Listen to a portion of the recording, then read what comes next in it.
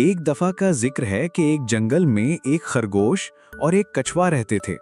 खरगोश बहुत तेज दौड़ता था, जबकि कछुआ धीमे मगर मुसलसल चलने वाला था।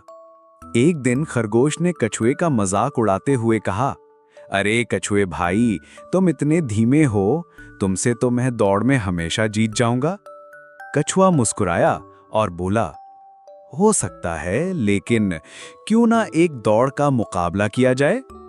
खरगोश हंसते हुए मान गया, जरूर, ये तो मजे का होगा।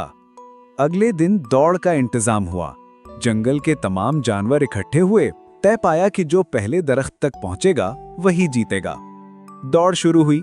खरगोश बिजली की तरह दौड़ा और थोड़ी देर में कछुए से काफी आगे निकल गया। रास्ते में उसे एक दरख्त के नीचे साया और ठंडक मिली। उसने सोचा, कछुआ तो अभी दूर है, चलो थोड़ी देर आराम कर लेता हूं। खरगोश सो गया। दूसरी तरफ कछुआ धीमे मगर लगातार चलता रहा। उसने कभी रुकने का सोचा भी नहीं। आखिरकार वो दरख्त तक पहुंच गया। कुछ देर बाद जब खरगोश की आंख खुली तो देखा कि कछुआ मंजिल पर पहले ही पहुंच चुका था। खरगोश को अपनी गलती का एहसास हुआ और उसने सीखा कि कभी भी किसी को कमजोर समझकर गुरूर नहीं करना चाहिए।